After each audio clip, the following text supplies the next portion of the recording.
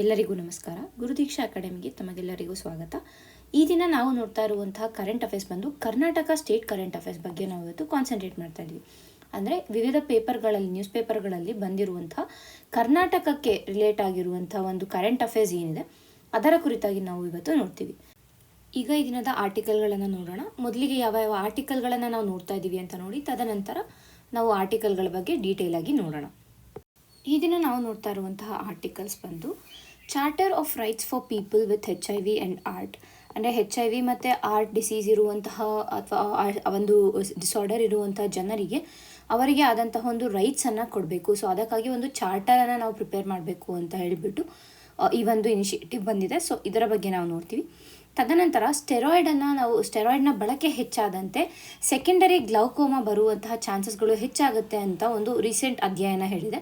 So ಅದರ ಕುರಿತಾಗಿ ನಾವು ನೋಡ್ತೀವಿ. ಅಂದರೆ ವಿತ್ ರೆಸ್ಪೆಕ್ಟ್ ಟು ಪ್ರಿಲಿಮ್ಸ್ ನೋಡಿದಾಗ ನಮಗೆ ಗ್ಲೌಕೋಮಾ, ಎಸ್ಪೆಷಲಿ ಈ ಸೆಕೆಂಡರಿ ಗ್ಲೌಕೋಮಾ ನ್ಯೂಸಲ್ಲಿರುವಂಥ ಕಾರಣ ಗ್ಲೌಕೋಮಾ ಕೂಡ ನಮಗೆ ಇಂಪಾರ್ಟೆಂಟ್ ಆಗುತ್ತೆ. ನಂತರ ನಾವು ಏನು ನೋಡ್ತೀವಿ ಅಂತಂದರೆ ಹೈಕೋರ್ಟ್ ಇದೆ, ಕರ್ನಾಟಕ ಹೈಕೋರ್ಟ್ ಏನಿದೆ ಇದು ಫರ್ದರ್ ರೆಕ್ರೂಟ್ಮೆಂಟನ್ನು ಮಾಡ್ಬೋದು, ಬಟ್ ಕೋಟಾ ಇನ್ಕ್ರೀಸನ್ನು ಮಾಡಬಾರ್ದು. ಈಗ ಎಷ್ಟು ಕೋಟಾ ಇದೆ ಅಷ್ಟೇ ಕೋಟಾನ ಇಟ್ಕೊಂಡು ಇರುವಂಥ ವೇಕೆನ್ಸಿಗಳನ್ನು ತುಂಬೋದಕ್ಕೆ ರೆಕ್ರೂಟ್ಮೆಂಟನ್ನು ಮಾಡ್ಬೋದು ಅಂತ ಆರ್ಡರನ್ನು ನೀಡಿದೆ. ಸೊ ಅದರ ಕುರಿತಾಗಿ ನಾವು ನೋಡ್ತೀವಿ. ನಂತರ ನಾವು ಏನು ನೋಡ್ತೀವಿ ಅಂದರೆ KSRTC ಒಂದು ರಿಯಲ್ ಟೈಮ್ ಅಪ್ಡೇಟ್ಗಳನ್ನು ನೀಡೋದಕ್ಕೆ VTMS ಸಾಫ್ಟ್ವೇರನ್ನು ಇನ್ಸ್ಟಾಲ್ ಮಾಡಿದೆ ಅಥವಾ ಥ್ರೂ ಮೊಬೈಲ್ ಆ್ಯಪ್. ಸೊ ಅದರ ಬಗ್ಗೆ ನಾವು ನೋಡ್ತೀವಿ. ನಂತರ ನಾವು ನೋಡೋದು KSTDC ಬಂದು ಅಂಬಾರಿ ಡಬಲ್ ಡೆಕ್ಕರ್ ಬಸ್ಗಳನ್ನು ಲಾಂಚ್ ಮಾಡಬೇಕು ಅನ್ನುವಂಥ ಒಂದು ನಿರ್ಧಾರವನ್ನು ಕೈಗೊಂಡಿದೆ. ಅದರ ಕುರಿತಾಗಿ ನಾವು ನೋಡ್ತೀವಿ. ತದನಂತರ ಅಂಬಿಗರ ಚೌಡಯ್ಯನವರ ಜಯಂತಿ ಇರುವಂತಹ ಕಾರಣ ಅವರ ಬಗ್ಗೆ ಸ್ವಲ್ಪ ಇನ್ಫಾರ್ಮೇಷನನ್ನು ತಿಳ್ಕೊತೀವಿ. ನಂತರ ಚಾಲುಕ್ಯರಾದ ಒಂದು ಉಬ್ಬು ಶಿಲ್ಪ ಏನಿದೆ ಅಥವಾ ಉಬ್ಬು ಕೆತ್ತನೆ ಅಂತ ಏನು ಕರಿತೀವಿ, ಇದು ಸಿಕ್ಕಿರುವಂಥ ಕಾರಣ ಅದರ ಬಗ್ಗೆ ಸ್ವಲ್ಪ ನೋಡ್ತೀವಿ. ಅಂದರೆ ಆ ರಸ್ಟಿಕ್ ಕಾರ್ವಿಂಗ್ ಅನ್ನೋದು ಏನಿದೆ, ತದನಂತರ ಚಾಲುಕ್ಯರ ಬಗ್ಗೆ ಸ್ವಲ್ಪ ಇನ್ಫಾರ್ಮೇಷನನ್ನು ನಾವು ನೋಡ್ತೀವಿ.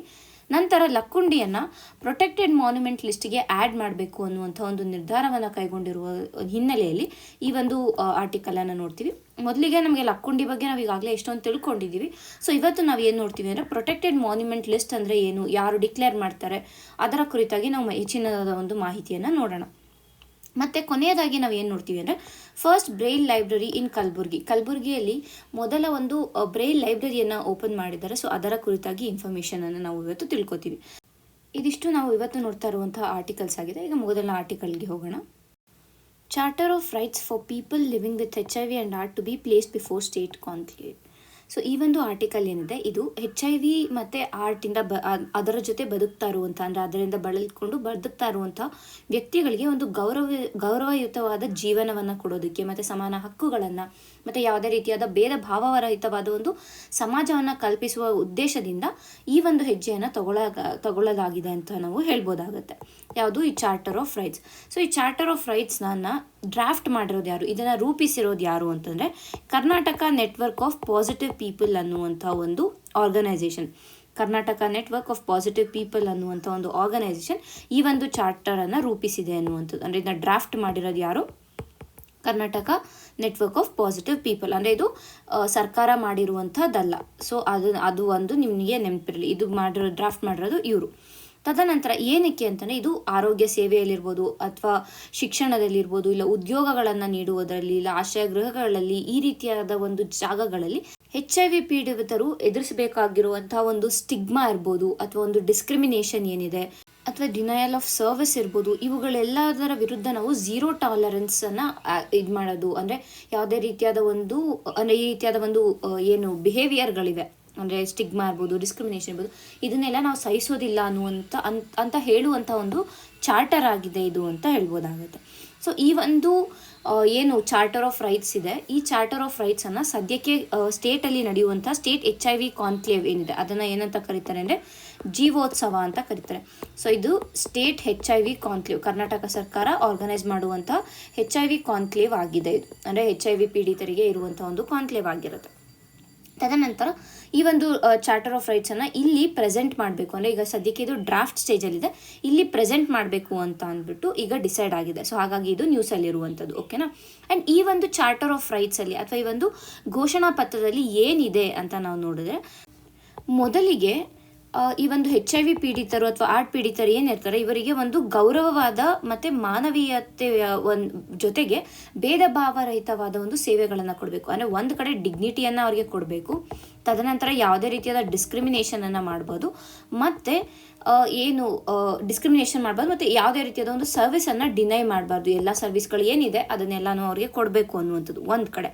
ತದನಂತರ ಏನು ಅಂತಂದರೆ ಈ ಒಂದು HIV ಸ್ಥಿತಿಯ ಗೌಪ್ಯತೆ ಅಥವಾ ಖಾಸಗಿತನ ಏನಿದೆ ಇವುಗಳನ್ನು ಮೇಂಟೈನ್ ಮಾಡೋದು. ಅಂದರೆ ಆ HIV ಪೀಡಿತರ ಒಂದು ಖಾಸಗಿತನ ಅಥವಾ ಒಂದು ಪ್ರೈವೇಟ್ ಲೈಫ್ ಏನಿದೆ ಅಥವಾ ಪ್ರೈವೇಟ್ ಇಶ್ಯೂಸ್ಗಳೇನಿರ್ತವೆ ಅವುಗಳನ್ನು ನಾವು ಏನಂತೀವಿ ರಕ್ಷಿಸಬೇಕು ಒಂದು ಕಡೆ.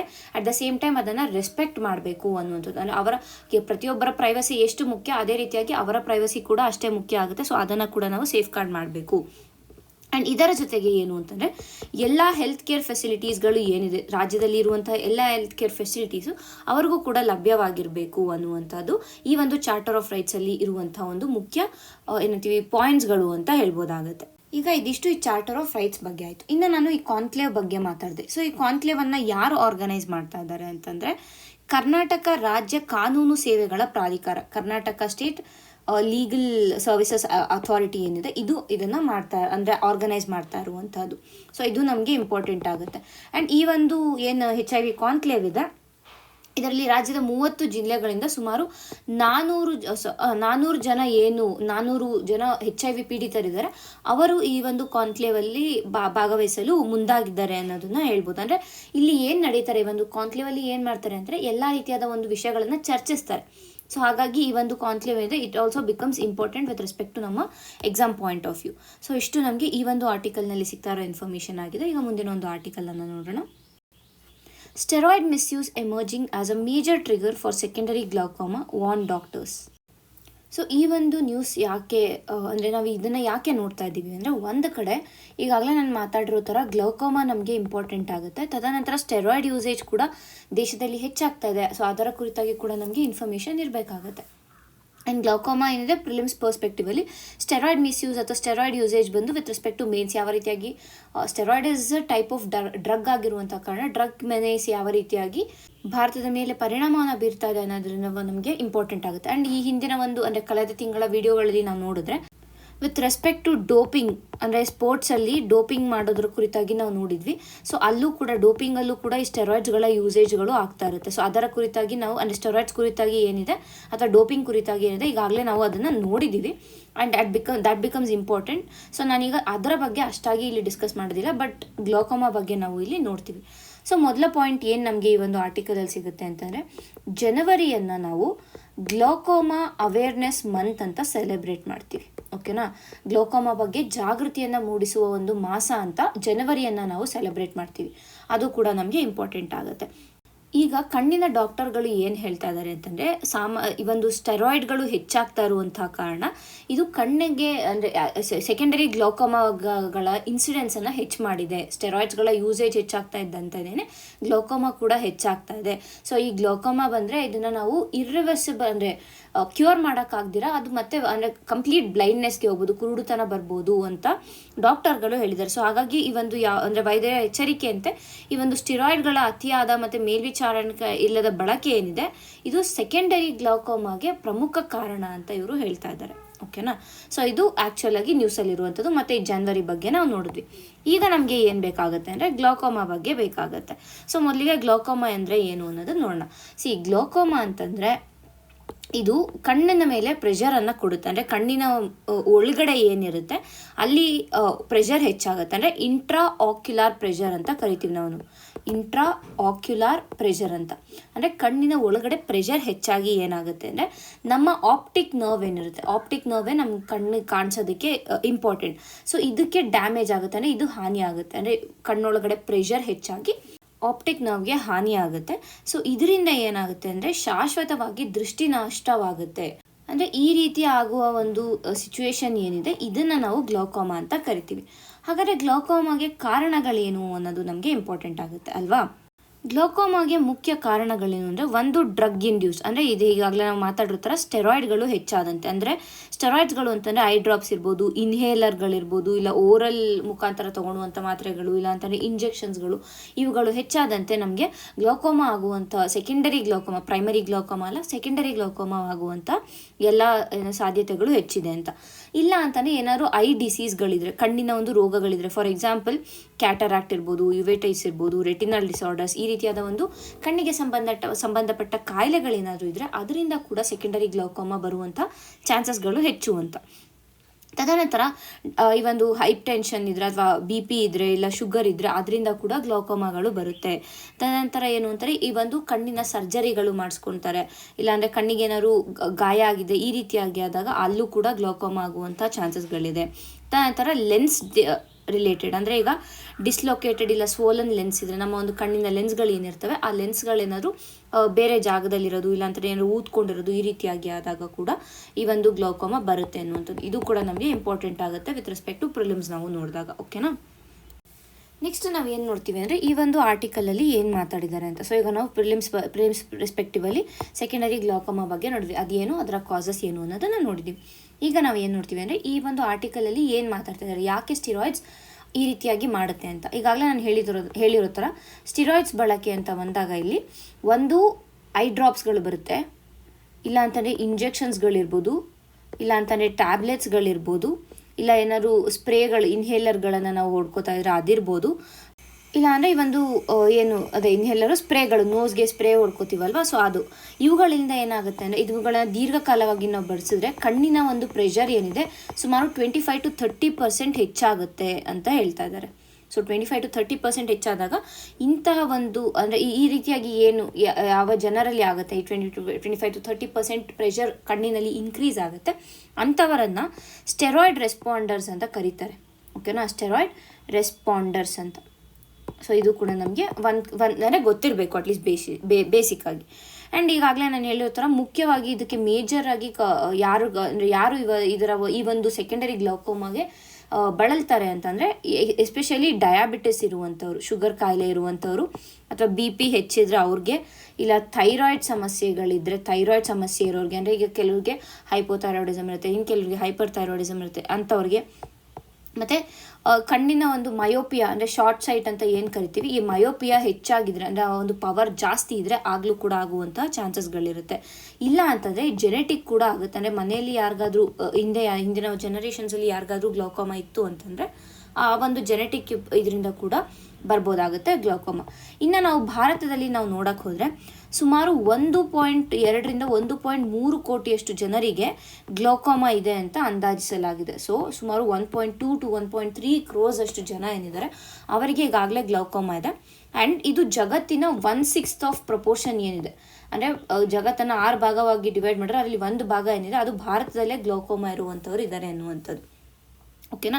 ಆ್ಯಂಡ್ ಇನ್ನೂ ಒಂದು ಮೋಸ್ಟ್ ಇಂಪಾರ್ಟೆಂಟ್ ಪಾಯಿಂಟ್ ಏನು ಅಂತಂದರೆ, ಈ ಒಂದು ಗ್ಲೌಕೋಮಾ ಇದೆ ಅಂತ ಹಲವಾರು ಜನಕ್ಕೆ ಭಾರತದಲ್ಲಿ ಗೊತ್ತೇ ಇಲ್ಲ, ಅಂದರೆ ಅದನ್ನು ಈ ಪತ್ತೆಯಾಗದೆ ಉಳಿಯುವಂಥ ಪ್ರಕರಣಗಳು ಭಾರತದಲ್ಲಿ ಹೆಚ್ಚಾಗಿದೆ ಅನ್ನೋದನ್ನು ನಾವು ಅರ್ಥ ಮಾಡ್ಕೋಬೇಕು.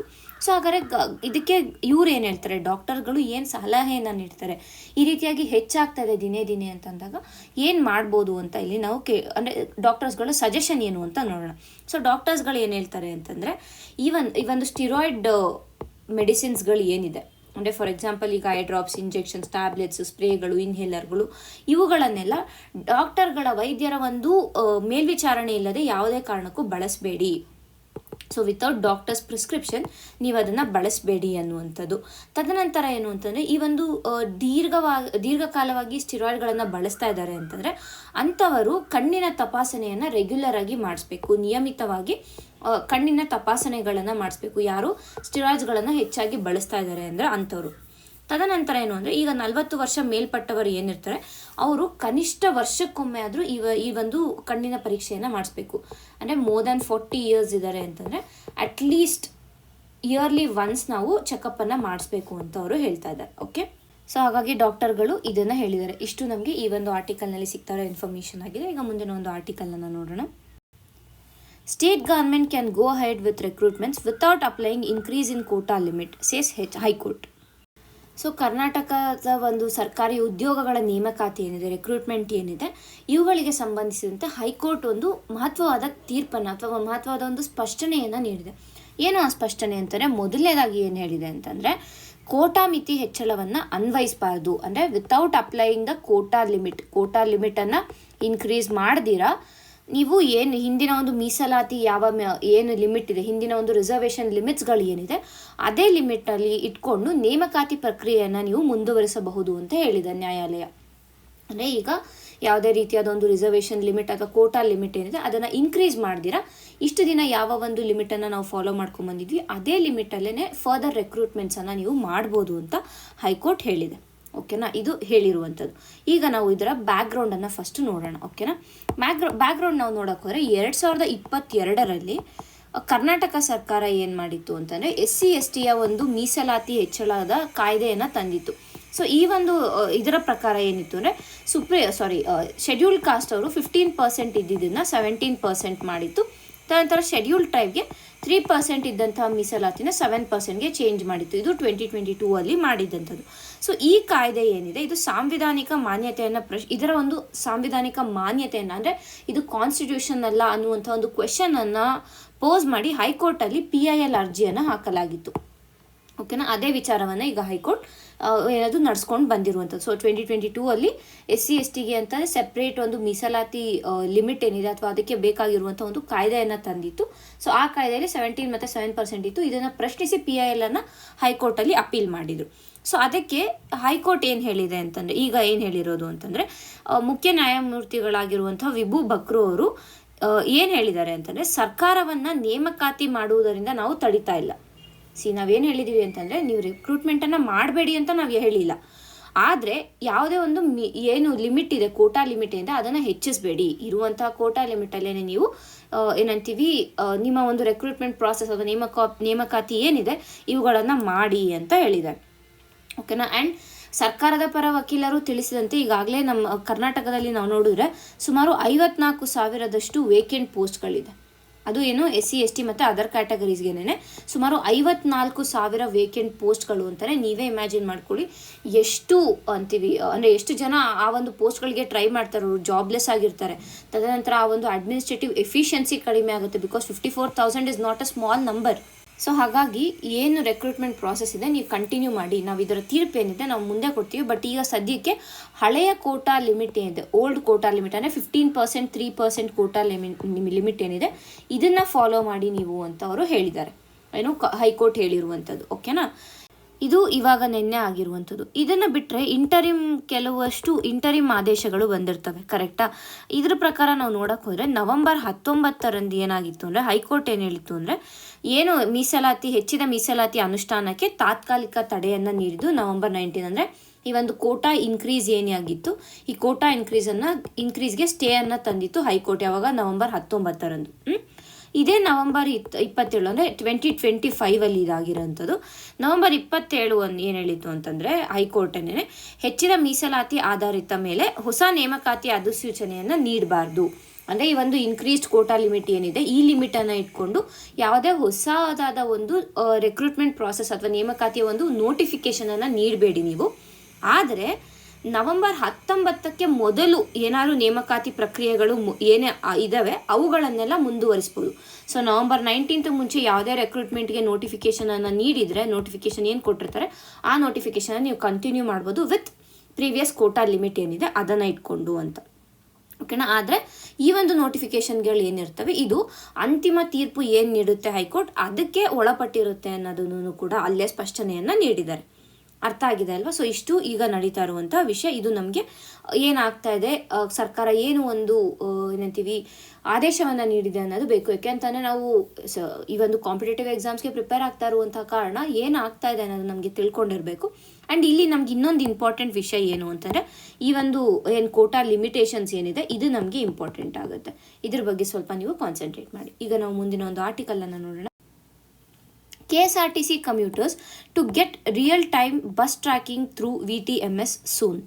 KSRTC ಏನು ಮಾಡಿದೆ ಅಂತಂದರೆ ತನ್ನ ಒಂದು ಪ್ರಯಾಣಿಕರ ಒಂದು ಸೌಕರ್ಯಕ್ಕಾಗಿ ಹೊಸದಾದ ಒಂದು ಏನಂತೀವಿ VTMS ಅನ್ನುವಂಥ ಒಂದು ಸಿಸ್ಟಮನ್ನು ಇಂಟ್ರೊಡ್ಯೂಸ್ ಮಾಡಿದೆ. ಏನು VTMS ಅಂದರೆ vehicle tracking and monitoring system ಅನ್ನುವಂಥದ್ದು.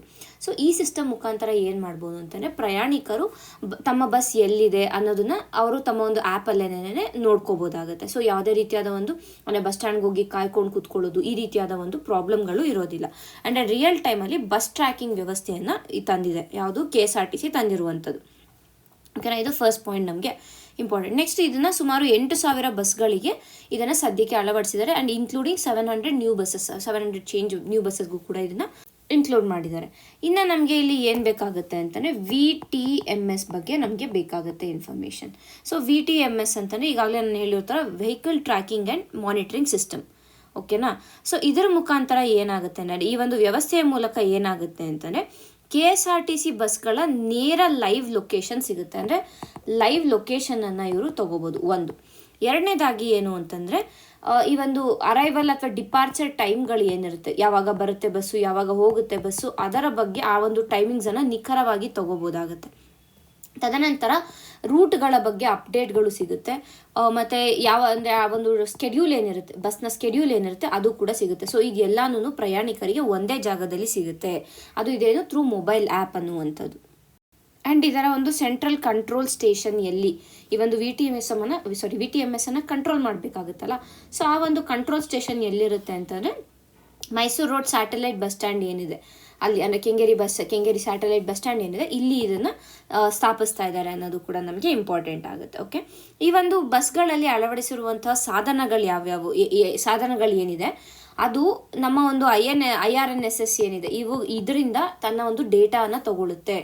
ಓಕೆನಾ, ನಮ್ಮ ಒಂದು ಏನು ನಾವಿಕ್ ಏನಿದೆ, ನಾವಿಕ್ ಸ್ಯಾಟಲೈಟ್ ಸಿಸ್ಟಮಿಂದ ಡೇಟಾನ ಇದು ತಗೊಳ್ಳುತ್ತೆ ಅಂತ ನಾವು ಅರ್ಥ ಮಾಡ್ಕೋಬೇಕು. ಸೊ ಈ ಒಂದು ಕ್ರಮ ಏನಿದೆ ಇದು ಮುಖ್ಯವಾಗಿ ಪ್ರಯಾಣಿಕರಿಗೆ ಏನಂತೀವಿ ಬೆನಿಫಿಟನ್ನು ತರ್ತದೆ, ಅಥವಾ ಪ್ರಯಾಣಿಕರಿಗೆ ಅಡ್ವಾಂಟೇಜ್ ಆಗಿದೆ ಅಂತ ಹೇಳ್ಬೋದು. ಯಾವ ರೀತಿಯಾಗಿ ಅಂತಂದರೆ ಮೊದಲು ಒಂದು ಸ್ಪಷ್ಟ ಮಾಹಿತಿ ಇರುತ್ತೆ ಅವ್ರಿಗೆ, ಒಂದು ಕ್ಲಿಯರ್ ಇರುವಂಥ ಇನ್ಫಾರ್ಮೇಷನ್ ಸಿಗುತ್ತೆ ಅವ್ರಿಗೆ. ಓಕೆನಾ, ಅಲ್ಲಿ ಹೋಗಿ ಕಾಯೋದು ಅಥವಾ ಅಲ್ಲಿ ಇದು ಮಾಡೋದು, ಅಂದರೆ ಬಸ್ ಬಂದಿಲ್ಲ ಅಂತ ಫೋನ್ ಮಾಡೋದು, ಈ ರೀತಿಯಾದ ಒಂದು ಪ್ರಾಬ್ಲಮ್ಸ್ಗಳನ್ನು ಇರೋದಿಲ್ಲ. ಆ್ಯಂಡ್ ಆಲ್ಸೋ ಇಲ್ಲಿ ಟೈಮ್ ಸೇವ್ ಆಗುತ್ತೆ. ಯಾಕೆಂದರೆ ಕರೆಕ್ಟಾಗಿ ಬಸ್ ಎಲ್ಲಿದೆ ಅಂತ ಗೊತ್ತಾಗ್ತಾ ಇದ್ರೆ ಟೈಮ್ ಸೇವ್ ಆಗುತ್ತೆ ಅಲ್ವಾ. ಅವರಲ್ಲಿ ಹೋಗಿ ಮುಂಚೆನೇ 1 hour ಮುಂಚೆ ಹೋಗಿ ಕಾಯೋದು, ಇಲ್ಲ ಬಸ್ ಲೇಟ್ ಆಯಿತು ಅಂತಂದರೆ ಅಲ್ಲಿ ಹೋಗಿ ಕಾಯೋದು, ಈ ರೀತಿಯಾದ ಪ್ರಾಬ್ಲಮ್ಸ್ಗಳೇ ಇರೋದಿಲ್ಲ. ಆ್ಯಂಡ್ ಇದು ಎಲ್ಲದಕ್ಕಿಂತ ಮುಖ್ಯವಾಗಿ ವಿಮೆನ್ ಇರ್ಬೋದು, ಇಲ್ಲ ಮಕ್ಕಳು ಇರ್ಬೋದು, ಇಲ್ಲ ಅಂತಾರೆ ಓಲ್ಡ್ ಏಜ್ ವಯಸ್ಸಾಗಿರೋರು ಏನಿರ್ತಾರೆ ಇವರೆಲ್ಲರ ಒಂದು ಸೇಫ್ಟಿ ಕೂಡ ಇಲ್ಲಿ ನಮಗೆ ಇಂಪಾರ್ಟೆಂಟ್ ಆಗುತ್ತೆ. ಈ ಒಂದು ರಿಯಲ್ ಟೈಮ್ ಟ್ರ್ಯಾಕಿಂಗಿಂದ ಅದು ಕೂಡ ಹೆಲ್ಪ್ ಆಗುತ್ತೆ ಅನ್ನುವಂಥದ್ದು. ಸೊ ಬೇಸಿಕಲಿ ನಾವು ನೋಡಿದಾಗ ಏನು ಡಿಜಿಟಲ್ ಇಂಡಿಯಾ ಅನ್ನುವಂತಹ ಒಂದು ಇನಿಷಿಯೇಟಿವ್ ಇದೆ, ಅಥವಾ ಗವರ್ನೆನ್ಸನ್ನು ತರಬೇಕು ಅನ್ನುವಂಥ ಒಂದು ಕರ್ನಾಟಕ ಸರ್ಕಾರದ ಒಂದು ಶ್ರಮಗಳೇನಿದೆ ಅದನ್ನು ನಾವು ಇಲ್ಲಿ ನೋಡ್ಬೋದಾಗುತ್ತೆ. ಸೊ ಯಾವಾಗ ಈ ರೀತಿಯಾಗಿ ನಾವು ಡಿಜಿಟಲ್ ಗವರ್ನೆನ್ಸ್ ಅಥವಾ ಗವರ್ನೆನ್ಸನ್ನು ತರ್ತೀವಿ, ಇದು ಒಂದು ಕಡೆ ಸಿಟಿಸನ್ ಸೆಂಟ್ರಿಕ್ ಡೆಲಿವರಿಯನ್ನು ಮಾಡುತ್ತೆ. And at the same time smart ಮೊಬಿಲಿಟಿಯನ್ನು ಪ್ರಮೋಟ್ ಮಾಡುತ್ತೆ, ಅರ್ಬನ್ ಮೊಬಿಲಿಟಿಯನ್ನು ಪ್ರಮೋಟ್ ಮಾಡುತ್ತೆ.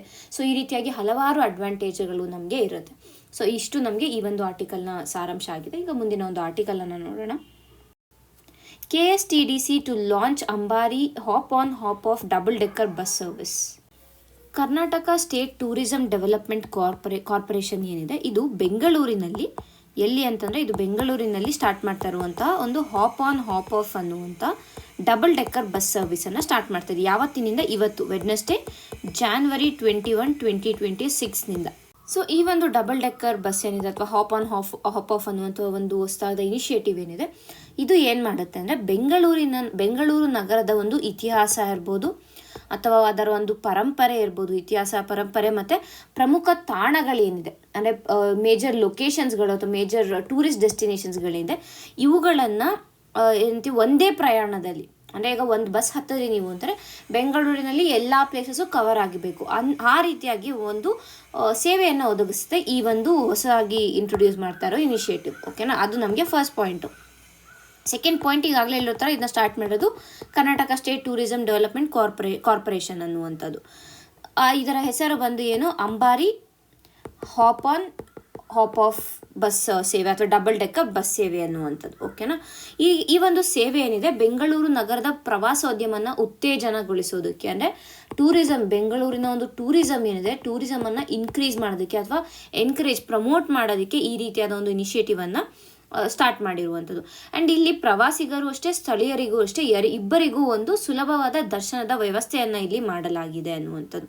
ಸೊ ಸದ್ಯಕ್ಕೆ ಏನು ಮಾಡ್ತಾ ಇದ್ದಾರೆ ಅಂತಂದರೆ 3 ಡಬಲ್ ಡೆಕ್ಕರ್ ಬಸ್ಗಳನ್ನು ಬಿಡ್ತಾ ಇದ್ದಾರೆ ಸದ್ಯಕ್ಕೆ, ಅನ್ನೋದು ಪೈಲಟ್ ಬೇಸಿಸ್ ಮೇಲೆ ಅಂತ ಹೇಳ್ಬೋದು.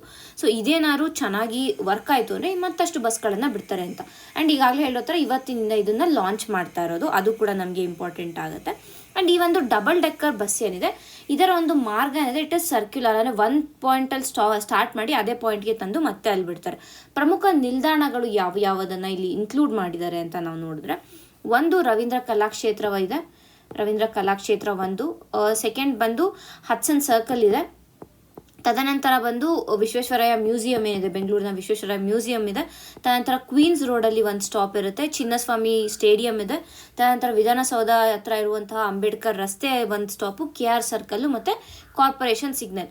ಸೊ ಇಲ್ಲಿ ಇಷ್ಟು ಪ್ರಮುಖ ತಾಣಗಳಲ್ಲಿ ಅಥವಾ ನಿಲ್ದಾಣಗಳೇನಿದೆ ಇಷ್ಟು ನಿಲ್ದಾಣಗಳಿಂದ ಬಸ್ಗಳನ್ನು, ಈ ಒಂದು ಬಸ್ನ ಹತ್ಬೋದಾಗುತ್ತೆ ಜನರು. ಓಕೆನಾ, ಇಷ್ಟು ನಾನು ಹೇಳಿದ್ದು ಪ್ರಮುಖ ನಿಲ್ದಾಣಗಳ ಹೆಸರಾಯಿತು.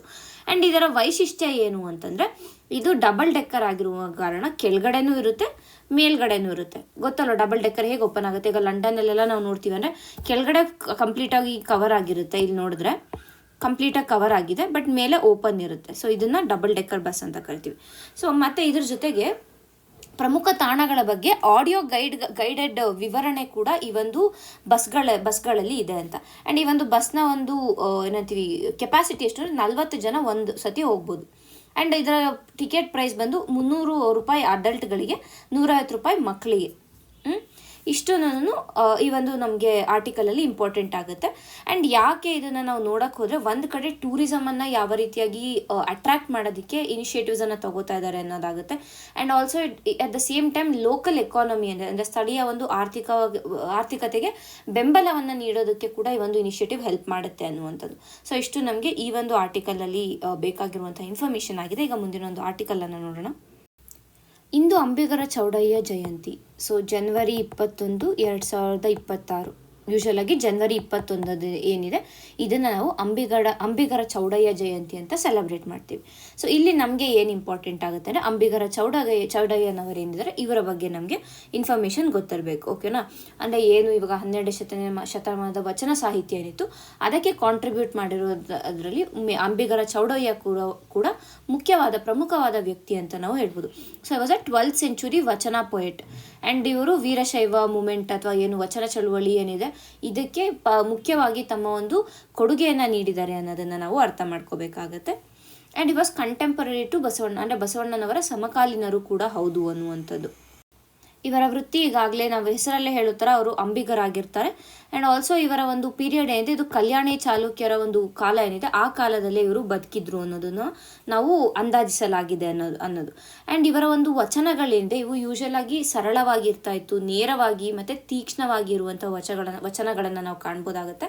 And also at the same time ಇವರು ಶೋಷಕ ವರ್ಗ ಮತ್ತು ಜಾತಿ ವರ್ಗ ಏನಿದೆ, ಅಸಮಾನ ಸಮಾಜ ಏನಿದೆ ಇವುಗಳ ಮೇಲೆ ಕಟು ಟೀಕೆಯನ್ನು ಮಾಡಿ ವಚನಗಳನ್ನು ಬರೆದಿದ್ದಾರೆ. ಅಂದರೆ ಒಂದು ಸೋಷಿಯಲ್ ಡಿಸ್ಕ್ರಿಮಿನೇಷನ್ ಏನಿತ್ತು ಅಥವಾ ಕ್ಯಾಸ್ಟ್ ಸಿಸ್ಟಮ್ ಏನಿದೆ ಇವುಗಳನ್ನೆಲ್ಲ ಅವರು ಖಂಡಿಸಿ ಅಥವಾ ಒಂಥರ ಟೀಕೆಗೊಳಿಸಿ ವಚನಗಳನ್ನು ಬರೆದಿದ್ರು ಅನ್ನುವಂಥದ್ದು. ಮತ್ತು ಇವರ ಒಂದು ವಚನಗಳ ಕೇಂದ್ರ ಬಿಂದುಗಳನ್ನು ನಾವು ನೋಡಿದ್ರೆ ಜಾತಿ ಭೇದವನ್ನು ವಿರೋಧ ಮಾಡೋದಿರ್ಬೋದು, ಇಲ್ಲ ಶರಣ ಧರ್ಮದಲ್ಲಿ ಮಾನವ ಸಮಾನತೆಯನ್ನು ಯಾವ ರೀತಿಯಾಗಿ ಪಾಲಿಸ್ತಾ ಇದ್ರು, ಯಾವ ರೀತಿಯಾಗಿ ಪಾಲಿಸಬೇಕು ಅನ್ನೋದಿರ್ಬೋದು, ಅಥವಾ ಧರ್ಮದ ಹೆಸರಿನಲ್ಲಿ ನಡೆಯುವ ದ್ವಂದ್ವ ಅಥವಾ ಒಂದು ಆಡಂಬರವನ್ನು ವಿರೋಧಿಸಿ ಬರೆದಿರುವಂಥ ವಚನಗಳೇ ಹೆಚ್ಚು ಅನ್ನೋದನ್ನು ನಾವು ಅರ್ಥ ಮಾಡ್ಕೋಬೇಕಾಗತ್ತೆ. ಇನ್ನು ಅವರು ಫಿಲಾಸಫಿಕಲ್ ಐಡಿಯಾಸ್ ಅಂತ ನಾವು ನೋಡೋಕ್ಕೆ ಹೋದರೆ ಇವರು ಮುಖ್ಯವಾಗಿ ಏನು ಬಸವಣ್ಣನವರು ಏನು ಕಾಯಕವೇ ಕೈಲಾಸ ಅಂತ ಹೇಳಿದರು ಅದೇ ಒಂದು ಕಾಯಕಕ್ಕೆ ಇವರು ಏನಂತೀವಿ ಪ್ರಾಮುಖ್ಯತೆಯನ್ನು ನೀಡಿದವರಂತ ಆಗ್ತಾರೆ. ತದನಂತರ ದಾಸೋಹ ಏನಿದೆ, ಏನು ಅನ್ನ ದಾಸೋಹ ಇರ್ಬೋದು, ಇಲ್ಲ ಜ್ಞಾನ ದಾಸೋಹ ಇರ್ಬೋದು, ಈ ರೀತಿಯಾಗಿ ನಮ್ಮ ಹತ್ರ ಇರುವಂತಹ ಹಣ ಇರ್ಬೋದು ಇಲ್ಲ ಜ್ಞಾನ ಇರ್ಬೋದು ಅದನ್ನು ಹಂಚ್ಕೋಬೇಕು ಅನ್ನುವಂಥ ಒಂದು ಮನೋಭಾವವನ್ನು ಹೊಂದಿದವರಾಗ್ತಾರೆ.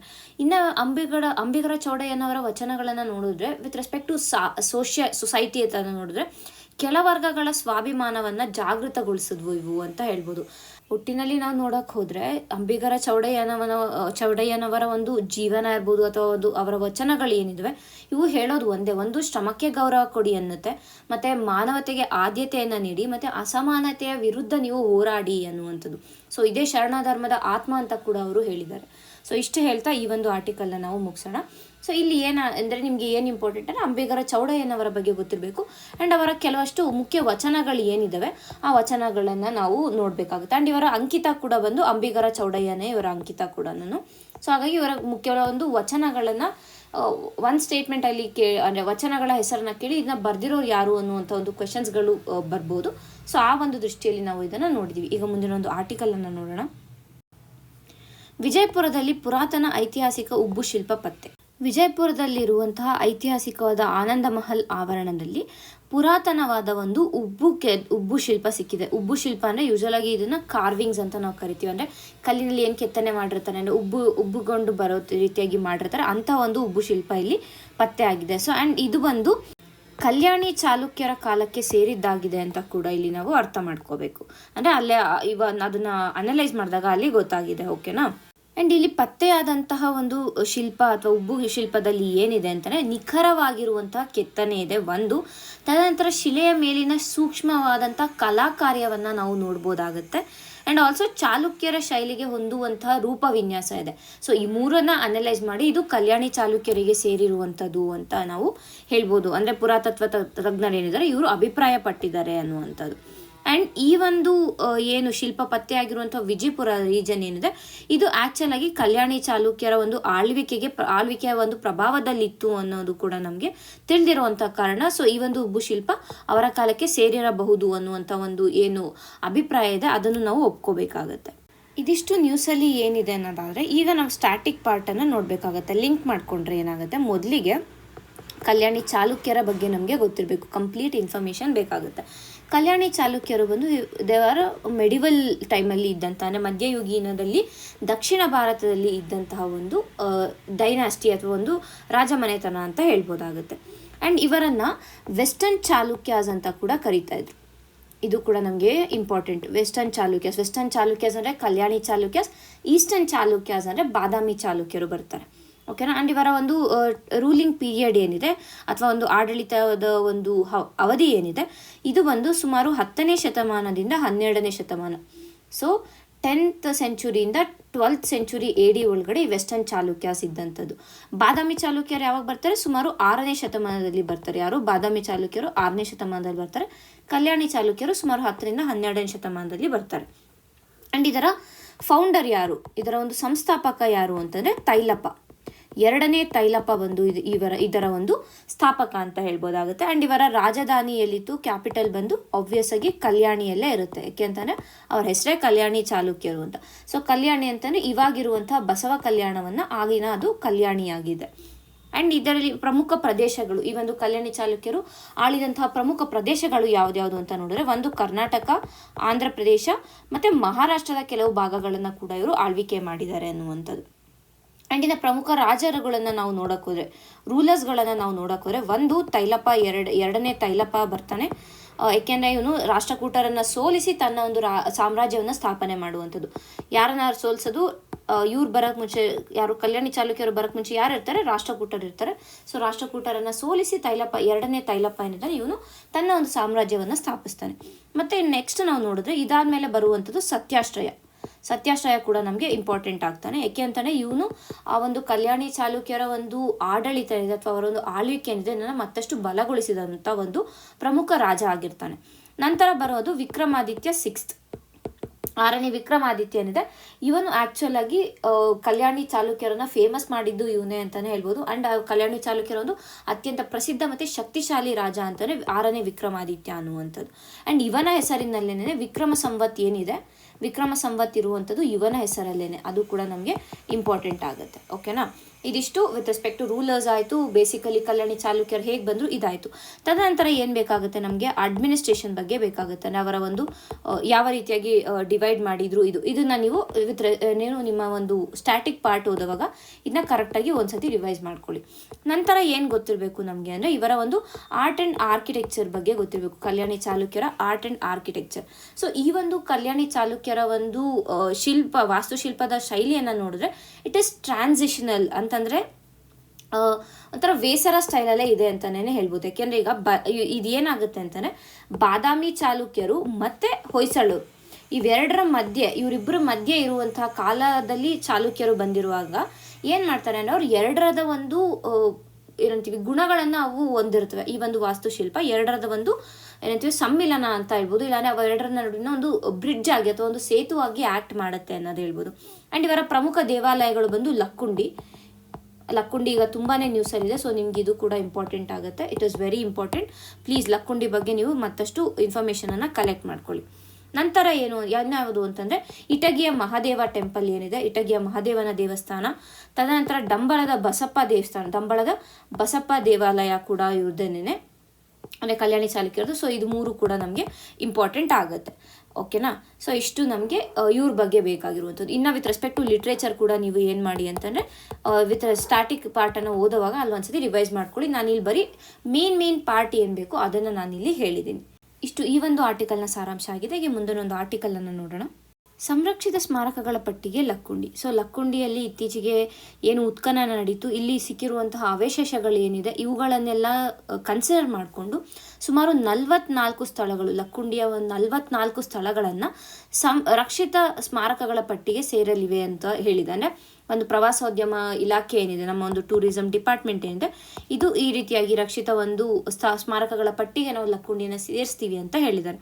ಸೊ ಆ ಒಂದು ದೃಷ್ಟಿಯಲ್ಲಿ ಈ ಆರ್ಟಿಕಲ್ ಇಂಪಾರ್ಟೆಂಟ್ ಆಗುತ್ತೆ. ಒಂದು ಲಕ್ಕುಂಡಿನೇ ನಮಗೆ ಇಂಪಾರ್ಟೆಂಟ್ ಆಗುತ್ತೆ. ಈ ಹಿಂದೆ ನಾವು ಡಿಸ್ಕಸ್ ಕೂಡ ಮಾಡಿದ್ವಿ ಲಕ್ಕುಂಡಿ ಬಗ್ಗೆ. ಸೊ ಹಾಗಾಗಿ ಮತ್ತೆ ನಾನು ಲಕ್ಕುಂಡಿ ಬಗ್ಗೆ ಇಲ್ಲಿ ಮಾತಾಡೋದಿಲ್ಲ. ಬಟ್ ಈಗ ನಾವಿಲ್ಲಿ ಏನು ನೋಡ್ತೀವಿ ಅಂದರೆ ಈ ಒಂದು ಸಂರಕ್ಷಿತ ಸ್ಮಾರಕಗಳ ಪಟ್ಟಿ ಏನಿದೆ ಇದರ ಬಗ್ಗೆ ನಮಗೆ ಇಂಪಾರ್ಟೆಂಟ್ ಆಗುತ್ತೆ. ಅಂದರೆ ಪ್ರೊಟೆಕ್ಟೆಡ್ ಮಾನ್ಯುಮೆಂಟ್ ಲಿಸ್ಟ್ ಏನಿದೆ ಅದರ ಬಗ್ಗೆ ನಾವು ತಿಳ್ಕೊಬೇಕಾಗುತ್ತೆ. ಈ ಒಂದು ಪ್ರೊಟೆಕ್ಟೆಡ್ ಮಾನ್ಯುಮೆಂಟ್ ಲಿಸ್ಟ್ ಅಥವಾ ಸಂರಕ್ಷಿತ ಸ್ಮಾರಕಗಳ ಪಟ್ಟಿ ಅಂದರೆ ಈಗ ಇತಿಹಾಸ ಇರ್ಬೋದು, ಇಲ್ಲ ಪುರಾತತ್ವ ಇರ್ಬೋದು, ಇಲ್ಲ ವಾಸ್ತುಶಿಲ್ಪ, ಸಂಸ್ಕೃತಿ, ಇವುಗಳ ದೃಷ್ಟಿಯಿಂದ ಯಾವುದಾದ್ರೂ ಒಂದು ಸ್ಮಾರಕ ಮಹತ್ವವನ್ನು ಹೊಂದಿದ್ರೆ ಅಂತಹ ಒಂದು ಸ್ಮಾರಕಗಳನ್ನು ಸರ್ಕಾರ ಅಧಿಕೃತವಾಗಿ ಕಾನೂನಿನ ರಕ್ಷಣೆಗೆ ಒಳಪಡಿಸುತ್ತೆ. ಓಕೆನಾ? ಈ ಒಂದು ಪ್ರಾಸೆಸ್ ಏನಿದೆ ಅಂದರೆ ಅಂಥ ಒಂದು ಲಿಸ್ಟ್ಗಳಲ್ಲಿ ಇರುವಂಥ ಸ್ಮಾರಕಗಳನ್ನು ನಾವು ಸಂರಕ್ಷಿತ ಸ್ಮಾರಕಗಳ ಪಟ್ಟಿ ಅಂತ ಕರಿತೀವಿ. ಇದು ಆ್ಯಕ್ಚುಲ್ ಆಗಿ ಬರುವಂತಂದರೆ ಸೆಂಟ್ರಲಿ ನಾವು ನೋಡಿದಾಗ, ಕೇಂದ್ರ ಸರ್ಕಾರದಿಂದ ನಾವು ನೋಡಿದಾಗ ಇದನ್ನು ancient monuments and archaeological sites and remains act ಅಡಿಯಲ್ಲಿ ಈ ರೀತಿಯಾದ ಒಂದು ಸ್ಮಾರಕಗಳನ್ನು ಸೇರಿಸ್ತಾರೆ. ಅಂದರೆ ಅದೇ ಒಂದು ಅಡಿಯಲ್ಲಿ ಪ್ರೊಟೆಕ್ಟೆಡ್ ಮಾನ್ಯುಮೆಂಟ್ ಲಿಸ್ಟನ್ನು ತಯಾರಿಸ್ತಾ ಇರೋದು, ಅದು ನಮಗೆ ಇಂಪಾರ್ಟೆಂಟ್ ಆಗುತ್ತೆ. ಆ್ಯಂಡ್ ಇದಕ್ಕೆ ಈ ಒಂದು ಪ್ರೊಟೆಕ್ಟೆಡ್ ಮಾನ್ಯುಮೆಂಟ್ ಲಿಸ್ಟ್ಗೆ ಸೇರಬೇಕು ಅಂತಂದರೆ ಮುಖ್ಯವಾಗಿ ಇರುವಂಥ ಒಂದು ಏನಂತೀವಿ ಕ್ರೈಟೀರಿಯಾ ಏನು ಅಂತಂದರೆ ಆ ಒಂದು ಸೈಟ್ ಅಥವಾ ಆ ಒಂದು ಸ್ಮಾರಕ, ಆ ಒಂದು ಸ್ಥಳ ಏನಿದೆ ಅದು ಸುಮಾರು 100 ವರ್ಷಕ್ಕಿಂತ ಹಳೆಯದಾಗಿರಬೇಕು. ಅಂದರೆ ಅದಕ್ಕೆ 100 ವರ್ಷಕ್ಕಿಂತ ಹಳೆಯದಾದ ಇತಿಹಾಸ ಇರಬೇಕು. ಆಗ ಮಾತ್ರನೇ ಆ ಒಂದು ಸೈಟನ್ನು ಪ್ರೊಟೆಕ್ಟೆಡ್ ಮಾನ್ಯುಮೆಂಟ್ ಅಂತ ನಾವು ಡಿಕ್ಲೇರ್ ಮಾಡ್ಬೋದಾಗುತ್ತೆ. ಆ್ಯಂಡ್ ಭಾರತದಲ್ಲಿ ನಾವು ನೋಡಿದಾಗ ಈ ಒಂದು ಪ್ರೊಟೆಕ್ಟೆಡ್ ಮಾನ್ಯುಮೆಂಟ್ ಲಿಸ್ಟ್ ಏನಿದೆ ಇದನ್ನು ಮುಖ್ಯವಾಗಿ ನೋಡ್ಕೊಳ್ಳೋದು ಒಂದು ಆರ್ಕಿಯಾಲಜಿಕಲ್ ಸರ್ವೆ ಆಫ್ ಇಂಡಿಯಾ ಮತ್ತೆ ಇನ್ನೊಂದು ಏನು ಅಂತಂದರೆ ಸ್ಟೇಟ್ ಆರ್ಕಿಯಾಲಜಿಕಲ್ ಡಿಪಾರ್ಟ್ಮೆಂಟ್ಗಳೇನಿರ್ತವೆ ಇವು ಎರಡೂ ಕೂಡ ಇದಕ್ಕೆ ಏನಂತೀವಿ ಸಹಕರಿಸ್ತವೆ, ಈ ಒಂದು ಲಿಸ್ಟ್ಗಳನ್ನು ನೋಡ್ಕೊಳ್ಳೋದು ಮಾಡೋವಂಥದ್ದು. ಮತ್ತು ಈ ಒಂದು ಸಂರಕ್ಷಿತ ಸ್ಮಾರಕಗಳ ಪಟ್ಟಿಗೆ ಯಾಕೆ ಲಕ್ಕುಂಡಿಯನ್ನು ಸೇರಿಸಿದ್ದಾರೆ, ಇದರಿಂದ ಏನು ಲಾಭ ಅಂತ ನಾವು ನೋಡಿದ್ರೆ, ಒಂದು ಯಾವುದೇ ರೀತಿಯಾದ ಒಂದು ಅಕ್ರಮ ನಿರ್ಮಾಣಗಳನ್ನು ನಿರ್ಬಂಧಿಸ್ಬೋದು ಅನ್ನುವಂಥದ್ದು. ಅಂದರೆ ಏನಾದರೂ ಇಲ್ಲೀಗಲ್ ಆಗಿ ಅಲ್ಲಿ ಕನ್ಸ್ಟ್ರಕ್ಷನ್ಸ್ಗಳನ್ನು ಮಾಡ್ತಾ ಇದ್ದಾರೆ ಅಂದರೆ ಅದನ್ನು ತಡಿಬೋದು. ಯಾಕೆಂದರೆ ನಮಗೆ ಲೀಗಲ್ ಬ್ಯಾಕಿಂಗ್ ಇರುತ್ತೆ ಥ್ರೂ ದಿಸ್ ಆ್ಯಕ್ಟ್. ಒಂದು ಎರಡನೇದಾಗಿ ಏನು ಅಂದರೆ ಸ್ಮಾರಕಕ್ಕೆ ಯಾವುದೇ ರೀತಿಯಾದ ಒಂದು ಹಾನಿ ಆಗದೆ ಇರುವಂತೆ ತಡೆಯಬಹುದು. ಅಂದರೆ ಈಗ ಎಷ್ಟೊಂದು ಜನ ಏನು ಮಾಡ್ತಾರೆ ಅಂತಂದರೆ, ಈಗ ಯಾವ್ದಾದ್ರು ಒಂದು ಸ್ಮಾರಕಗಳಿಗೆ ಹೋಗ್ತಾರೆ ಅಂತಂದರೆ ಅಲ್ಲಿ ಹೋಗಿ ಆ ಒಂದು ಕಲ್ಲುಗಳ ಮೇಲೆ ಕೈ ಉಜ್ಜೋದು, ಈ ರೀತಿಯಾಗಿ ಮಾಡಿದಾಗ ಏನಾಗುತ್ತೆ ಆ ಕೆತ್ತನೆಗಳು over a period of time ಆ ಕೆತ್ತನೆಗಳೆಲ್ಲ ಅಳಿಸೋಗ್ಬಿಡುತ್ತೆ. ಸೊ ಆ ರೀತಿಯಾಗಿ ನಮ್ಮ ಒಂದು ಪರಂಪರೆ ಇತಿಹಾಸ ಏನಿದೆ ಅವುಗಳು ಎಲ್ಲ ಅಲ್ಲಿ ಕಳೆದು ಹೋಗ್ತವೆ. ಸೊ ಅದನ್ನು ತಡೆಯೋದಕ್ಕೋಸ್ಕರ ಆ ಒಂದು ಸ್ಮಾರಕಕ್ಕೆ ಏನು ಹಾನಿ ಆಗುತ್ತೆ ಅದನ್ನು ತಡೆಯೋದಕ್ಕೆ ಈ ರೀತಿಯಾಗಿ ಪ್ರೊಟೆಕ್ಟೆಡ್ ಮಾನ್ಯುಮೆಂಟ್ ಲಿಸ್ಟ್ಗೆ ಸೇರಿಸ್ತಾರೆ. ಎರಡನೇದಾಗಿ. ಮೂರನೇದಾಗಿ ಏನು ಅಂತಂದರೆ ಅಲ್ಲಿ ಇರುವಂತಹ ಈ ಒಂದು ಪ್ರೊಟೆಕ್ಟೆಡ್ ಮಾನ್ಯುಮೆಂಟ್ ಲಿಸ್ಟಲ್ಲಿ ಅಥವಾ ಒಂದು ಸಂರಕ್ಷಿತ ಸ್ಮಾರಕಗಳ ಪಟ್ಟಿಗೆ ಸೇರಿದೆ ಅಂತಂದರೆ ಅಲ್ಲಿ ವೈಜ್ಞಾನಿಕವಾಗಿ ಸಂರಕ್ಷಣೆಯನ್ನು ಮಾಡ್ತಾರೆ. ಮತ್ತು ಅಲ್ಲಿ ಏನಾದರೂ ಅದನ್ನು ಪುನಶ್ಚೇತನ ಮಾಡಬೇಕು, ರಿನ್ಯೂ ಮಾಡಬೇಕು ಅಂತಂದರೆ ಅದನ್ನು ಕೂಡ ಅಲ್ಲಿ ಅವರು ಮಾಡ್ತಾರೆ. ಸೊ ರೆನೋವೇಟ್ ಮಾಡಬೇಕು ಅಂದರೆ ಅದನ್ನು ಕೂಡ ಈ ಒಂದು ಆರ್ಕಿಯಾಲಜಿಕಲ್ ಸರ್ವೆ ಆಫ್ ಇಂಡಿಯಾ ಮತ್ತು ಸ್ಟೇಟ್ ಆರ್ಕಿಯಾಲಜಿ ಡಿಪಾರ್ಟ್ಮೆಂಟ್ ಏನಿದೆ ಇವುಗಳು ಮಾಡ್ತವೆ ಅನ್ನುವಂಥದ್ದು. ಆ್ಯಂಡ್ ಇದೆಲ್ಲದಕ್ಕಿಂತ ಇಂಪಾರ್ಟೆಂಟ್ ಆಗಿ ಟೂರಿಸಂ ಪ್ರವಾಸೋದ್ಯಮ ಏನಿದೆ ಇದಕ್ಕೆ ಉತ್ತೇಜನವನ್ನು ನೀಡ್ಬೋದು. And at the same time ಸ್ಥಳೀಯ ಒಂದು ಇತಿಹಾಸ ಏನಿದೆ ಅದನ್ನು ಕೂಡ ನಾವು ಉಳಿಸ್ಕೋಬೋದು. ಸೊ ಈ ಎಲ್ಲ ಕಾರಣಗಳಿಂದ ನಮಗೆ ಈ ಒಂದು ಪ್ರೊಟೆಕ್ಟೆಡ್ ಲಿಸ್ಟ್ ಏನಿದೆ, ಪ್ರೊಟೆಕ್ಟೆಡ್ ಮಾನ್ಯುಮೆಂಟ್ ಲಿಸ್ಟ್ ಏನಿದೆ ಇದು ಇಂಪಾರ್ಟೆಂಟ್ ಆಗುತ್ತೆ. ಆ್ಯಂಡ್ ಲಕ್ಕುಂಡಿಯನ್ನು ಅದಕ್ಕೆ ಸೇರಿಸಿರೋದು ಇಟ್ ಇಸ್ ಸೇರ್ಸಕ್ಕೆ ಹೋಗ್ತಾ ಇರೋದು it is a very good initiative ಅಂತ ಹೇಳ್ಬೋದು. ಯಾಕಂದರೆ ಲಕ್ಕುಂಡಿಯಲ್ಲಿ ಈಗ ನಾವು ಕಳೆದ ತಿಂಗಳಲ್ಲೇ ನೋಡಿದ್ರೆ ಸುಮಾರು ಏನಂತೀವಿ ಅವಶೇಷಗಳು ಸಿಕ್ಕಿದೆ. ಸೊ ಹೀಗಿರುವಂಥ ಕಾರಣ Lakkundi becomes a very important place and it has to be protected. So ಹಾಗಾಗಿ ಈ ಒಂದು ನಿರ್ಧಾರ ಏನಿದೆ ಪಟ್ಟಿಗೆ ಸೇರಿಸಬೇಕು ಅನ್ನುವಂಥ ಒಂದು ನಿರ್ಧಾರ ಏನಿದೆ ಇಟ್ ಈಸ್ ಗುಡ್ ಅನ್ನುವಂಥದ್ದು ನಾವು ಅರ್ಥ ಮಾಡ್ಕೋಬೇಕು. ಸೊ ಇಷ್ಟು ಈ ಒಂದು ಆರ್ಟಿಕಲ್ನ ಸಾರಾಂಶ ಆಗಿದೆ. ಈಗ ಮುಂದಿನ ಒಂದು ಆರ್ಟಿಕಲನ್ನು ನೋಡೋಣ. ಕಲಬುರಗಿಯಲ್ಲಿ ರಾಜ್ಯದ ಮೊದಲ ಬ್ರೈಲ್ ಲೈಬ್ರರಿ. ಸೊ ರಾಜ್ಯದ ಮೊದಲ ಬ್ರೈಲ್ ಲೈಬ್ರರಿ ಅಥವಾ ಬ್ರೈಲ್ ಗ್ರಂಥಾಲಯ ಏನಿದೆ ಇದನ್ನು ಕರ್ನಾಟಕ ಕೇಂದ್ರೀಯ ವಿಶ್ವವಿದ್ಯಾನಿಲಯ ಏನಿದೆ, ಕರ್ನಾಟಕ ಕೇಂದ್ರೀಯ ವಿಶ್ವವಿದ್ಯಾನಿಲಯದಲ್ಲಿ ಈ ಒಂದು ಬ್ರೈಲ್ ಲೈಬ್ರರಿಯನ್ನು, ರಾಜ್ಯದ ಮೊದಲ ಬ್ರೈಲ್ ಲೈಬ್ರರಿ ಆಗಿರುತ್ತೆ, ಇದನ್ನು ಸ್ಥಾಪಿಸಿದ್ದಾರೆ. ಎಲ್ಲಿ ಇದೆ ಇದು ಅಂದರೆ ಕಲಬುರಗಿಯಲ್ಲಿದೆ. ಸೊ ಇದು ನಮಗೆ ವಿತ್ ರೆಸ್ಪೆಕ್ಟ್ ಟು ಪ್ರಿಲಿಮ್ಸ್ ಬೇಕಾಗಿರುವಂಥದ್ದು.